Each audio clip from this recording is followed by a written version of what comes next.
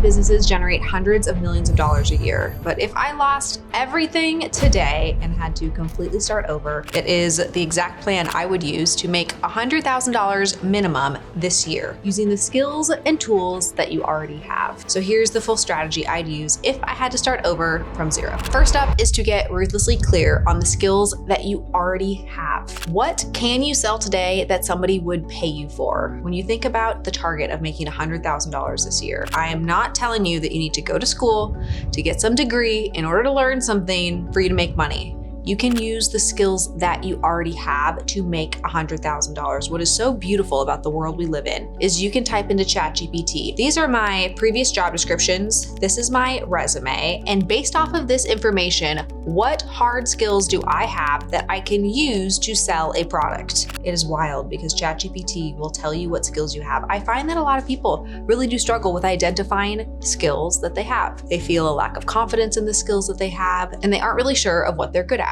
So let AI help you. You might think that you aren't good at things, but you most certainly are. And whatever skills you do have would allow you to make $100,000 this year, minimum. So here's some hard skills that would be included on your resume. This could be anything from consulting to social media to design to graphics to sales, copywriting. But what about the intangibles? The things that you do really well in your life, such as being the life of the party. That is a skill.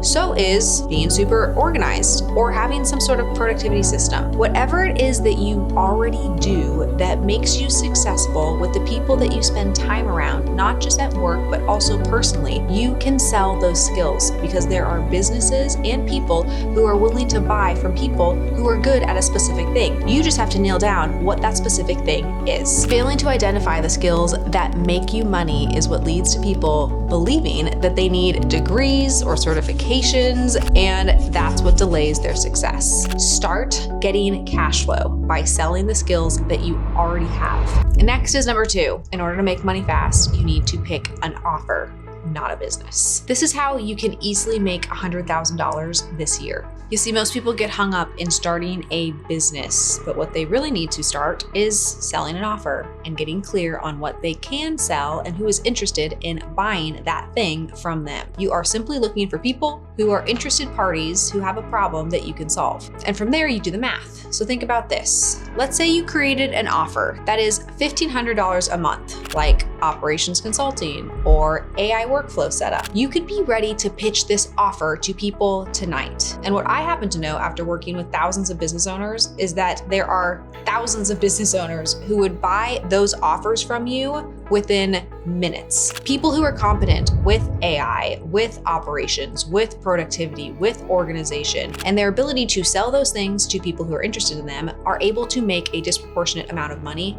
very quickly. This is not a business, this is an offer. It is a very specific offer to a business. Now, why I'm hitting on offer is that I don't want you to get confused with starting a business versus creating an offer. A business, you start thinking about websites and logos and incorporating or creating your LLC, and should it be a C Corp? Stop the madness. When you pick an offer, you are shortcutting the process of actually making money. Creating a business doesn't make you money. Selling an offer does. Remember that getting to the goal that you want is somebody saying yes and then paying you ASAP. Here's some ideas of offers that don't require businesses. You could start hiring assistants as a service. There is no shortage of business owners who are looking for assistants, and the deliverables could be 3 to 5 screen candidates per month where somebody pays you $2,000 a month in order to do this for them.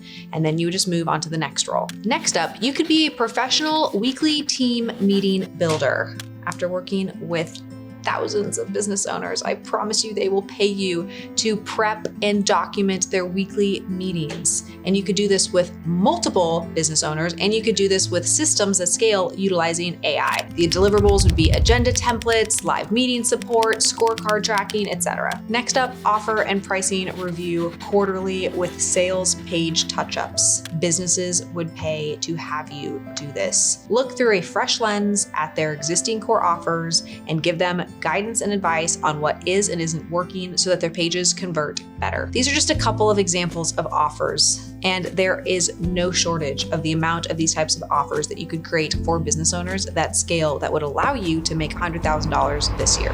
Next is number 3, which is to actually leverage AI to build better and faster. If you want to get rich in 2025, AI is not optional. Workers who use AI every day are 2 times more productive and earn up to 30% more. If you're currently working alone, you are already losing. I use AI for just about everything. Any hiccup that you have in scaling your offer, you can have AI tell you what potential bumps am I going to run into because I didn't see this one coming. It happened and I don't want this to happen in the future. It is magical what it can create for you and how it can come up with phenomenal ideas to actually help your business scale, only if you know how to use it. And I will tell you, just last weekend, I spent 4 hours going through and creating a bunch of assistants for myself for different things that I need help with each and every week. And yes, did it take time? Of course it did, but it only took 4 hours. And the target of investing 4 hours in something is that it ideally gives me 40 hours back by the end of the month. But most business owners are not going to put the 4 hours in because they don't know how to use it. They're not technologically savvy. So how can you leverage that as part of your offer where you become great with utilizing AI as part of your offer so that you can scale fast? This will differentiate you from all of the service providers who are still operating in a world pre-2023. I like to think about AI as the only force multiplier that lets you compete at scale, but without a team. That brings us to number 4, sell ugly and sell fast. Focusing on perfection over speed will ruin any chance you have of being successful. You do not need things to look pretty in order for them to be successful. In fact, the way you create success is oftentimes not having the pretty thing. It's by you overcoming objections, overcoming people's perceived obstacles in order for them to move forward with your product and your service, and then ensuring that they actually have remarkable results when using them. That is how you create success, not with a perfect website and the best logo and all of these colors that really speak to you and creating something that you're proud of and having it be your legacy. You're not creating your legacy with your first freaking offer. Get this out of your head. What you are trying to do is learn how to sell something. You're trying to find the right market for you to sell to, and the only way that you know if somebody is truly interested in buying from you is if you start selling it, and you sell it fast. And early on, they're not buying the brand, they are buying you, they're buying your product, they're buying your story, they're buying the way that you communicate it. So it does not have to be perfect, because perfect does not scale. The Startup Genome Report in 2023 reported that 85% of startups that iterate early succeed, while 70% that overplan fail. Most people think that they need to look ready instead of actually being ready. So remember that as you're doing your pitch, it doesn't need to look perfect. It doesn't even need to look good. It just needs to clearly solve a very painful problem, and the pitch needs to be sent today, not someday. Number 5 is one of the most important strategies. You need to obsess over your first customers. According to the Nielsen Global Trust of Advertising report, 84% of people trust referrals more than they do ads. So especially obsessing over your early clients creates a compounding effect that drives credibility. When you first launch your offer, you are not trying to boil the ocean. This is not the time where you have your 10-year vision and your 5-year roadmap and all the milestones built out. We're scrapping that. We're going to, how do you make $100,000 this year? To have the foundation to be able to have $1 million and then $100 million in the future. But in order to ever get to $100 million, you actually have to hit your first 100,000. And so this obsession over your clients early is the only thing that matters early on. Nothing else matters. You have to obsess over their feedback, over their perspective, over the way that they use the product and their thoughts on the branding and the positioning and what specific pain points your product actually solves. Because when you're creating an offer, it's easy for you to just create in a vacuum and you think that you are your customer. This is a huge mistake I see business owners make. They think that they're the customer, so they build it around them. But if you build it around you, you're not actually building it for somebody who's interested in buying it because you aren't your own customer. Somebody else is. So listening to those people once you finally get their attention and have their trust is the only way that you get your business to a place where people are referring you business instead of you constantly having to pay for new business, going back to that Nielsen report. So remember that your early clients are your sales funnel.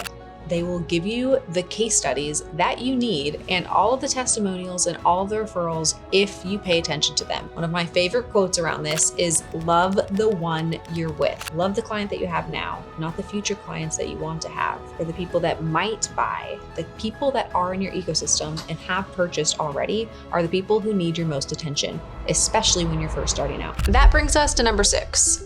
If you spend your first 100K, you are never gonna make your second. Cash is your weapon. It is not a reward. I learned this the hard way. When I first dropped out of school and started making money, I thought I was rich because I had $3,500 in my bank account. And I went and spent $2,000 of it on a Louis Vuitton duffel bag, which was ridiculous. I really thought at the time though that I was rich. I was like, oh my gosh, I'm making so much money. Why do more people not buy Louis Vuitton bags? Because it's so easy to buy them. Having $1,500 in my bank account did not make sense to me that I was actually broke and poor. I thought I was like rich and just rolling in dough. But when the first moment came, when there was an opportunity for me to invest money in a business, it was $15,000 for me to partake in this opportunity. And instead of having that $15,000, I didn't. I blew it on a Louis Vuitton duffel bag that made me look cool, but really made me look like an idiot because I wasn't able to take part in an opportunity that would create wealth for me versus having some stupid bag sitting on top of my Costco purchased carry-on. So when you first start making money and this whole offer thing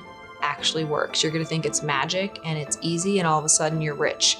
You are not rich. When you've made your first 100,000, the next target is to make 200,000. It is not just to spend all of that money because you think it's the reward for your hard work. You've demonstrated to yourself that you can sell and that you have an offer that people are interested in. But there is a lot of work to do from that $100,000 to be able to truly scale it so that you have a business that will consistently produce income for you, whether or not you choose to show up. Most people just make the mistake of inflating their lifestyle too early. So try to keep the $100,000 that you have liquid, meaning you don't spend it, you don't put it away someplace, you just have it available to you so that you and the business that you're building have options and you have leverage and you can make room to place powerful bets instead of staying stuck in survival mode. Last up is number 7, which is your lack of speed kills momentum. The more momentum you can create, the faster your business will grow. And what kills momentum is pausing, is stalling, is getting distracted, is getting complacent. So keep